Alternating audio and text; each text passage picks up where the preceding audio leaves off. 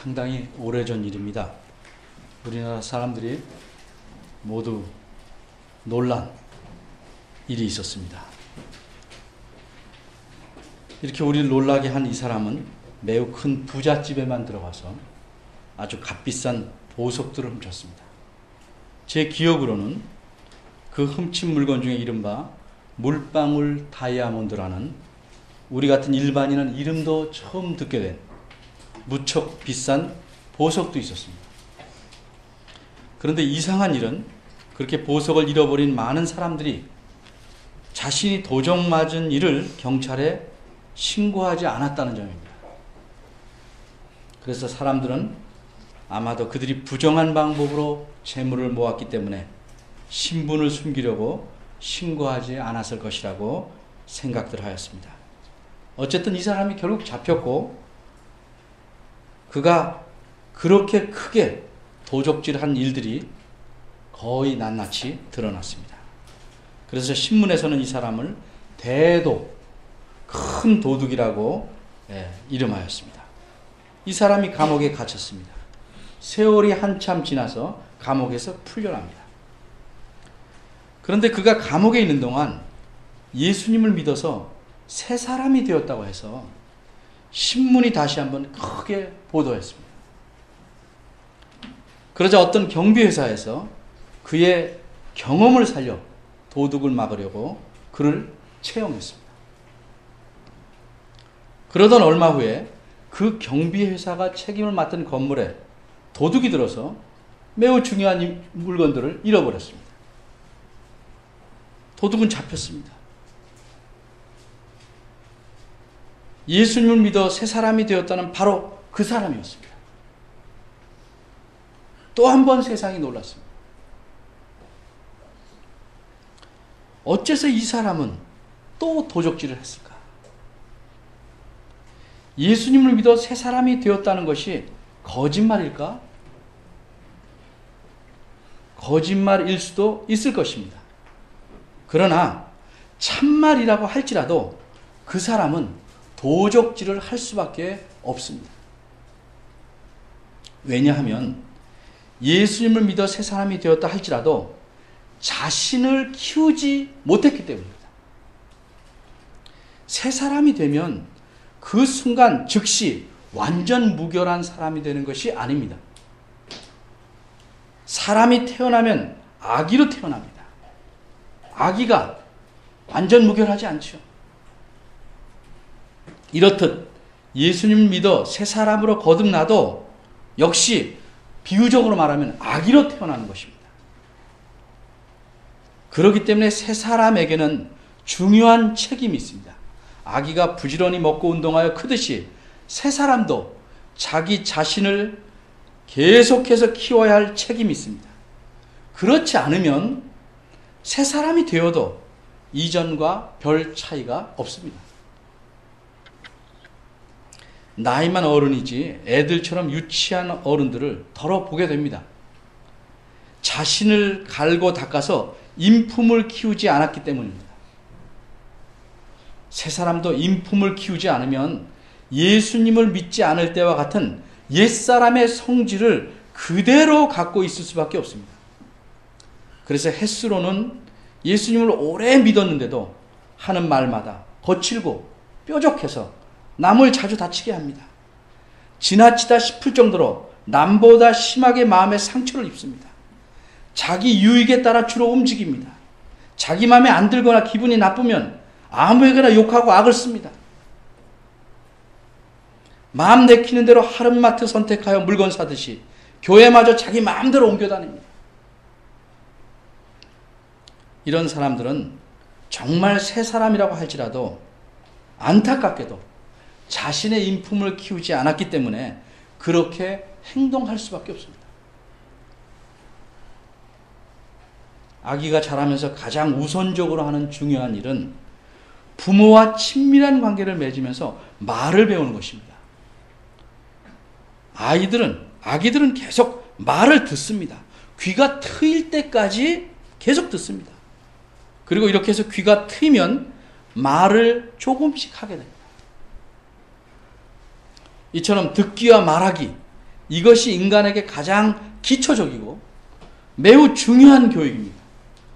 이것을 잘못하면 앞으로 모든 인성교육이 망가지는 것입니다. 인간은 이렇게 듣기와 말하기를 익히면서 의사를 소통하는 방법을 익히게 됩니다. 그래야 도움을 받으며 필요를 말하며 인품을 키워갈 수 있기 때문입니다. 세 사람의 경우도 마찬가지입니다. 말을 먼저 배워야 합니다. 하나님 나라에 속한 말을 배워야 합니다. 방언을 배우라는 뜻 아닙니다. 근데 하나님 나라의 말을 배우는 것은 우리가 인간 세상에서 옛사람이 배우는 방법과 큰 차이가 있습니다.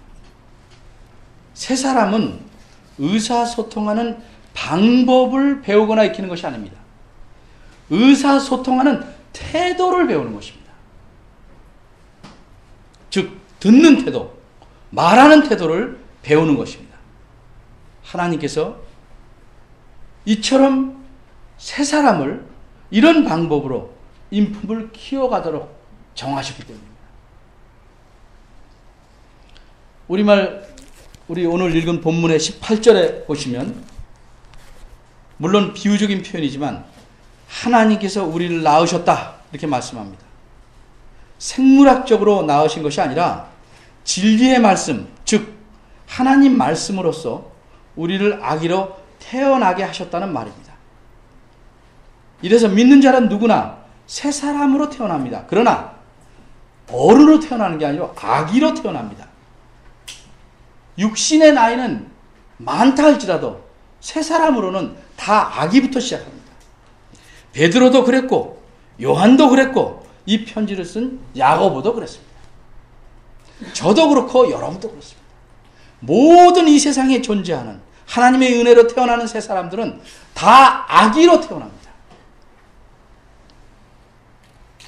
그리고 다 하나님께서 은혜로 그들을 낳으셨습니다. 이렇게 하나님 말씀으로써 하나님께서 낳으신 사람들은 그래서 모두 형제입니다. 하나님을 아버지로 모시는 형제들입니다. 서로 사랑해야 하는 형제들입니다. 그러기에 19절에서 야고보 사도는 내 사랑하는 형제들아 이렇게 말합니다. 피 한 방울 섞이지 않아도 내 사랑하는 형제들아 이렇게 말합니다. 그런데 하나님께서 우리를 이렇게 낳으신 목적이 무엇입니까? 18절 앞에 그의 조물, 창조하신 모든 것입니다. 창조물 중에 우리로 한 이건 일종의 이런 말입니다. 첫 열매가 되게 하시려고 라고 써 있습니다. 구약에서 첫 열매는 곡식과 가축 중에서 처음 생산된 것을 가리킵니다. 이것을 이스라엘 백성이 하나님께 드렸습니다. 한편 신약에서는 로마서나 고린도전서에 보면 첫 열매는 비유적인 말로서 그리스도와 연합된 새로운 삶을 가리키는 말입니다. 따라서 첫 열매가 되게 한다는 말은 성경적으로 하나님이 받으실 만한 가장 좋은 예물, 가장 좋은 작품이 되게 하시다는 의미로 이해할 만합니다. 또 여러분이 잘 아는 에베소서 2장 10절에는 이런 말씀이 있습니다. 우리는 그의 만드신 바라 그리스도 예수 안에서 선한 일을 위하여 지으심을 받은 자다. 이렇게 표현되어 있습니다. 이 두 말씀을 통해서 적어도 분명히 드러나는 것은 하나님께서 우리를 아기 상태로 그냥 귀여운 재롱이나 보시자고 자라지 않게 놔두시지 않는다는 사실입니다. 하나님은 우리의 인품을 자라게 하시려고 그것도 그리스도의 장성한 분량에 이르기까지 자라게 하시려고 중요한 기초교육을 시키시는데 그것이 바로 듣기와 말하기 교육입니다. 의사소통하는 태도를 배우게 하는 것입니다. 19절은 우리말 성경에 내 사랑하는 형제들아 너희가 알거니와로 시작합니다. 알거니와라 표현한 것은 이 원문에 쓰인 말을 직설법, 보통 그냥 말하는 문장으로 그렇게 이해했기 때문입니다. 근데 이 낱말이 명령하고 직설법이 꼴이 같습니다. 그래서 우리말 성경에서는 그냥 보통 말로 이해했습니다.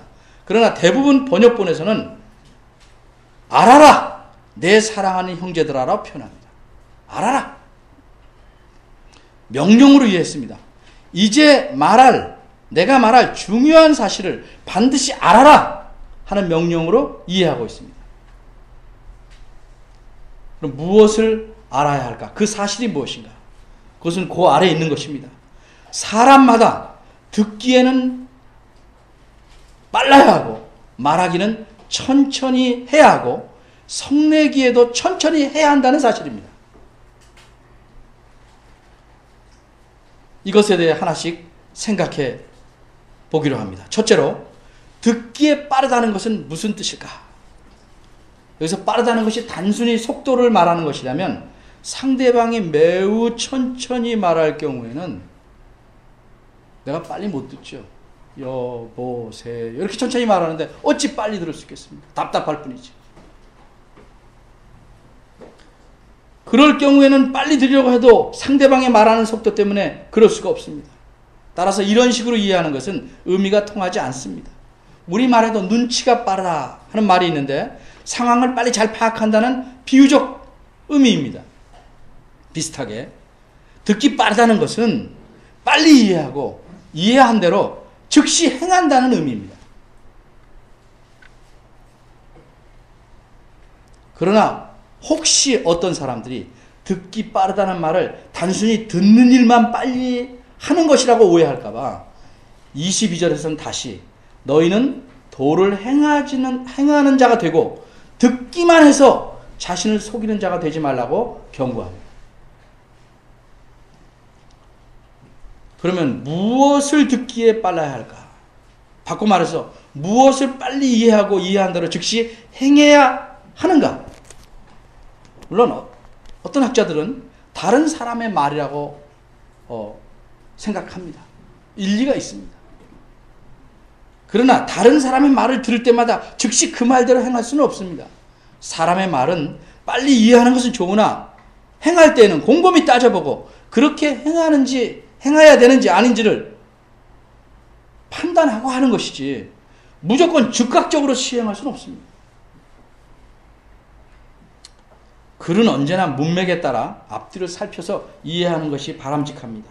따라서 듣는 것이 무엇인지 알려면 앞에 18절과 연관지어 봐야 합니다. 18절에 보면 들어야 되는 것이 무엇이냐 하면 진리의 말씀, 즉 하나님의 말씀임을 알 수 있습니다. 새 사람이 자기의 인품을 키워나가려면 아기에서 점점점 자라나려면 우선적으로 하나님 말씀을 듣기에 빨라야 합니다. 하나님 말씀을 들어서 빨리 이해할 뿐더러 그 말씀에 즉각 순종해야 새 사람이 자라날 수 있는 것입니다.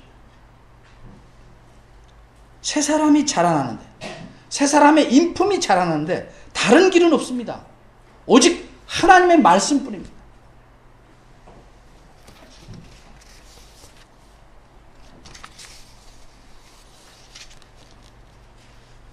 그런데 하나님 말씀을 잘 읽고 듣고 하는데도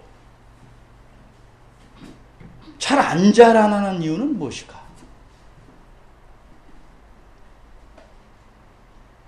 한마디로 말하면 단지 듣는 것에만 빠르기 때문입니다. 그래서 인품은 자라지 않고 지식만 자라게 됩니다. 그렇다 할지라도 전혀 안 읽는 것보다 듣지 않는 것보다 10배는 낫습니다.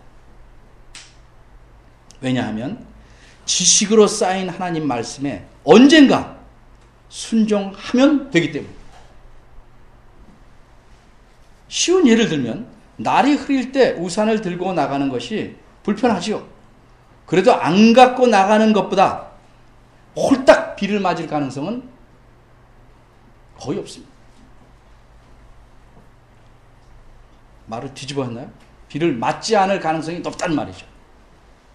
하나님 말씀에 귀 기울이지 않으면 순종하고 싶어도 사실 그럴 리는 없습니다.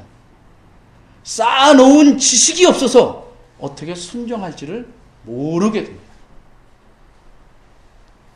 둘째로, 말하기는 천천히 하라는 것은 무슨 뜻인가? 본문의 내용은 하나님과 대화하는 법을 가르치는 것이 아닙니다.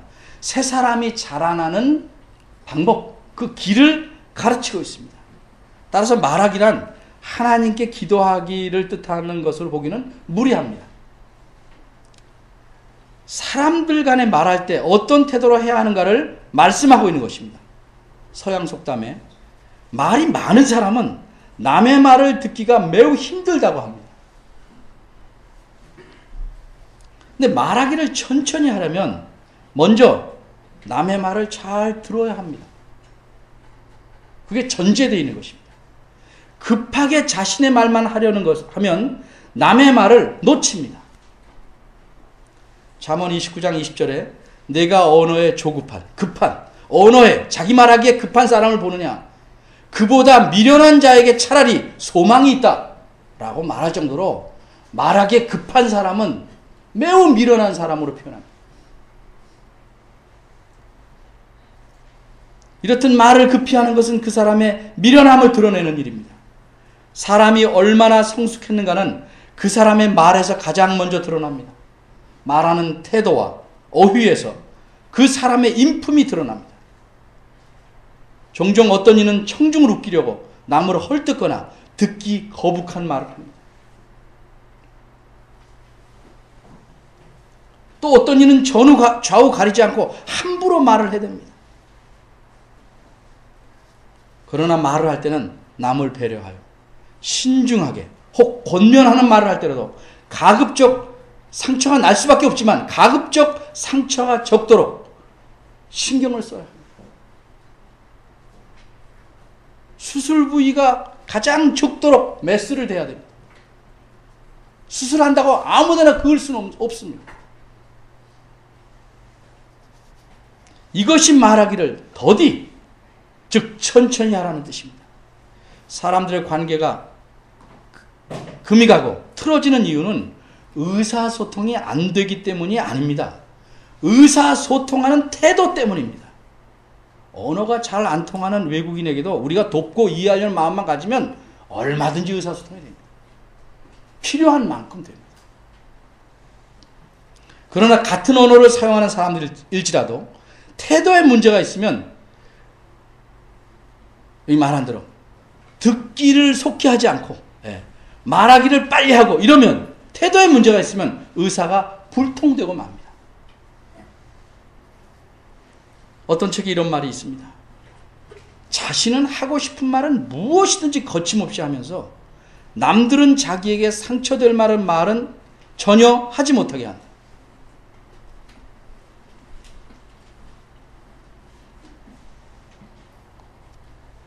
이런 사람은 남에게 상처 주는 일은 대수롭지 않게 여기면서 자신은 조금도 상처받으면 안 된다고 생각하는 매우 이기적인 어린이와 같은 사람입니다.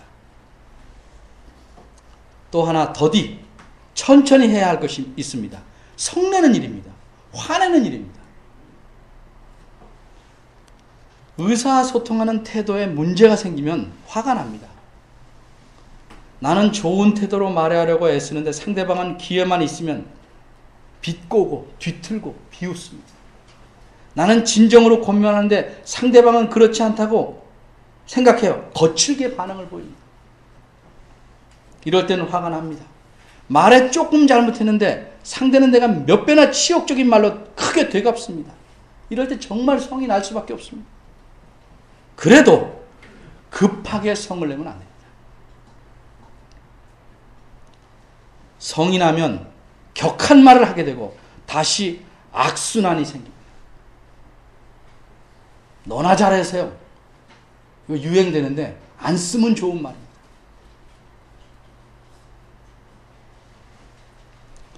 잠언 15장 1절에는 유순한 대답은 분노를 쉬게 하여도 과격한 말은 노를, 성을, 화를 격동하느니라 이렇게 말씀합니다. 서양 속담에 화가 나면 귀가 다친다 이런 말이 있습니다. 저도 여러분도 화가 난 적이 있죠. 화가 나면 남의 말을 들으려 하지 않습니다. 잘 안 들립니다. 그래서 관계가 더욱 악화됩니다. 그래도 성을 도저히 참을 수 없을 때가 있습니다. 그때는 성을 낼 수밖에 없습니다. 그러나 그럴 때에도 성을 천천히 내야 합니다. 또 다른 곳에 있는 말씀대로 해지기 전에 그 성을 풀어야 합니다. 그런데 우리가 또 하나 여기서 기억해야 될 사실이 있습니다. 20절 말씀입니다. 20절은 원문에는 왜냐하면으로 시작합니다. 성내기를 천천히 해야 하는 이유, 안 내면 더 좋은 이유를 말하고 있습니다. 사람이 아무리 의로운 분을 내고 정당하게 성을 낸다고 할지라도 사람의 성내는 것은 결코 하나님의 의를 이룰 수 없기 때문입니다. 사람의 성내면은 이미 상대방에 대한 정죄나 깔범, 무시 등 하나님의 보시기에 합당하지 않은 요소가 담겨 있습니다. 여기서 말씀하는 하나님의 의는 풀어 말하자면 하나님께서 새 사람으로 만든 우리들에게 원하시는 의로운 삶, 하나님의 뜻에 맞는 삶을 가리킵니다. 하나님께서 사람을 새로 태어나게 하시면 그러하여금 하나님께서 바라시는 의로운 삶을 살아가도록 하심입니다. 그러나 성을 내면 이런 의로운 삶을 이루어가기 힘듭니다. 새 사람이 자라나지 않으면 성을 자주 내게 됩니다. 깊이 내게 됩니다. 오래 내게 됩니다. 인품이 자라나지 않으면, 새 사람의 그 영혼의 인품이 자라나지 않으면 의로운 삶을 이룰 수 없습니다. 셋째로, 그럼 어떻게 해야 하나님의 의를 이룰 만큼 새 사람의 인품이 자라날 수 있을까? 21절이 대답입니다. 21절에서 핵심적인 말씀은 받으라는 명령입니다. 무엇을 받으라는 말씀인가? 마음에 심긴 도입니다. 마음에 심긴 도.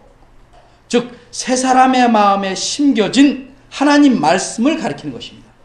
18절 말씀에서 보는 바처럼 하나님께서 진리의 말씀으로 우리를 낳으실 때 우리 마음속에 이미 하나님 말씀을 심어 놓으셨습니다.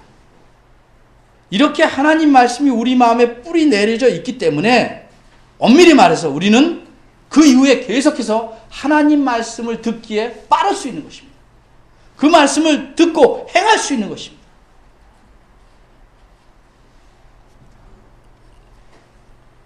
그러나 이렇게 우리 안에 뿌리 내린 하나님 말씀을 받으려면, 그러니까 우리 안에 뿌리 내린 말씀이 예를 들자면 꺼지지 않은 불씨가 됩니다. 늘 하나님 말씀을 공급받음으로써 이 불을 활활 타오르게 하는 것입니다. 이렇게 하나님 말씀을 받으려면 미리 준비해야 될 일이 있습니다.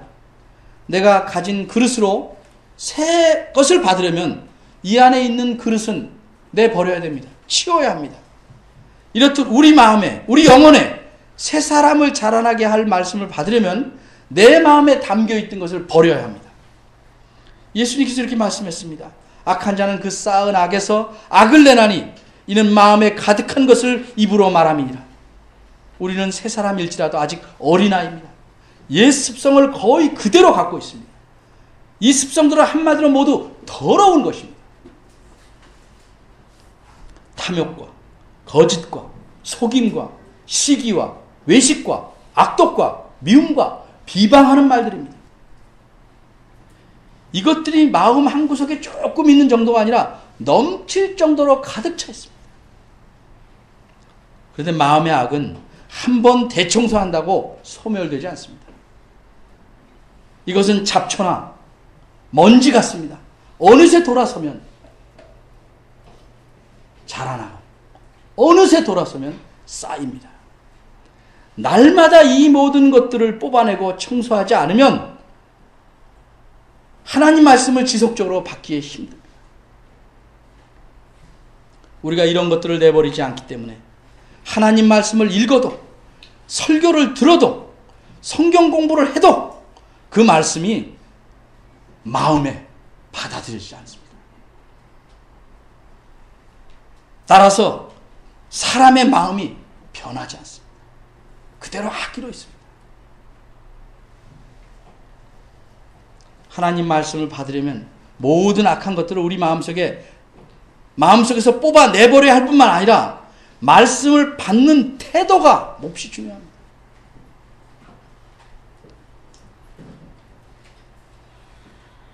(21절) 말씀에 보면 온유함으로 받으라 말씀합니다.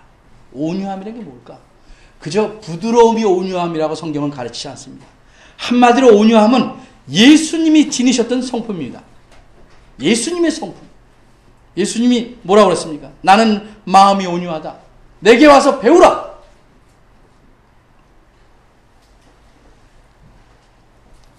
풀어 말하자면 온유하다는 것은 하나님의 말씀이 가르치고 명령하는 것은 이것저것 따지지 않고 단순하게 예! 하고 대답하고 즉각 행할 준비를 하는 심령의 상태를 온유하다고 하는 것입니다.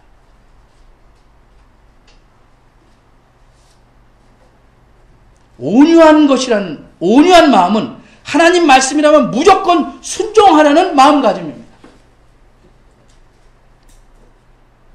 이러한 온유함으로 하나님 말씀을 받으면 우리에게 놀라운 변화가 생깁니다. 그 변화가 무엇일까? 이 결과를 21절에서는 너의 영혼을 구원할 바라고 표현되는데 너의 영혼을 구원한다는 뜻입니다. 물론 새 사람이 된 사람은 하나님의 은혜로 이미 구원받은 사람입니다. 그런데 표현을 이렇게 할 수 있습니다. 사람이라고 해서 모두 다 어른이 아닌 것처럼 새 사람이라 할지라도 아기 상태에 있는 자도 있고 어린이로 좀 자란 사람도 있고 어른이 돼가는 사람도 있습니다. 우리 예수님을 믿어 구원 다 얻었으나 이 구원을 온전히 누리는 것은 그리스도의 재림 때입니다. 흔히 어른들이 말씀하시기를 내가 이제 사람이 되었구나 이렇게 말씀합니다. 사람이 아니었는데 점점점 진화해서 사람이 되었다는 뜻 아닌 줄 다 압니다. 사람 구실을 제대로 한다는 뜻입니다. 영혼을 구원한다는 말은 아직 구원 못 받았다는 말이 아니고 구원받은 사람다운 삶을 만들어낸다, 구현해낸다는 의미입니다. 새 사람이 자라나서 그 인품이 성숙해져서 자기 자신도 그 구원의 풍요로움을 크게 누리고 삽니다. 남들이 보기에도 구원받은 사람다운 성숙함이 드러난다는 의미입니다. 자기도 못 누리고 남들이 보기에도 물에 물 탄 듯 살고 왜 그렇습니까? 새 사람이 아니기 때문이 아니라 안 자라기 때문입니다.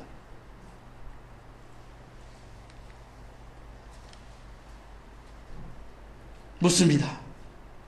여러분은 정말 하나님의 은혜로 구원받은 새 사람입니까?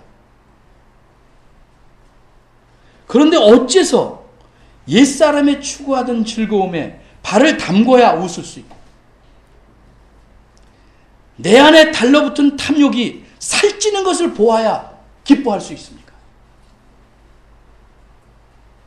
왜 마음속에 분노와 억울함과 미움이 오랫동안 고여 있어야 합니까? 왜 기쁨이 사라지고 감사도 줄어든 삶을 살고 있습니까? 그러면 이런 힘든 이런 힘든 삶이 모두 남 탓이라고 생각합니까? 그렇지 않습니다. 우리가 아기 티만 벗어도 사소한 일에 목숨을 걸지 않습니다. 정말 중요한 일에 목숨을 걸 줄 알게 됩니다. 지나간 거는 접을 줄도 압니다. 과연 무엇이 우리 목숨을 걸 만한 일입니까? 그것은 한마디로 하나님이 우리를 새 사람으로 만든 목적, 하나님의 의를 추구하는 일입니다. 그분께서 기뻐하시는 삶을 살려고 몸부림치는 일입니다. 우리가 잘 아는 말씀, 너희는 먼저 그의 나라와 그의 의를 추구하라. 이것이 우리가 목숨을 걸고 행할 만한 일입니다. 기도하겠습니다. 주여 우리를 긍휼히 여기소서. 주의 말씀으로 우리를 경책하시고 이 말씀으로 아프지만 우리가 치유받게 도와주옵소서. 하나님 말씀 앞에 마음을 열게 하시고 우리 안에 곪고 상하고 흠집난 모든 것이 주의 말씀으로 깨끗해지고 나아지는 은혜를 저희들이 소원합니다. 그러나 이건 소원만으로 되는 것이 아니고 하나님 말씀을 온유함으로 간절한 마음으로 받아야 하는데 주여 우리를 도와주시기를 바랍니다. 예수님의 이름으로 기도합니다. 아멘.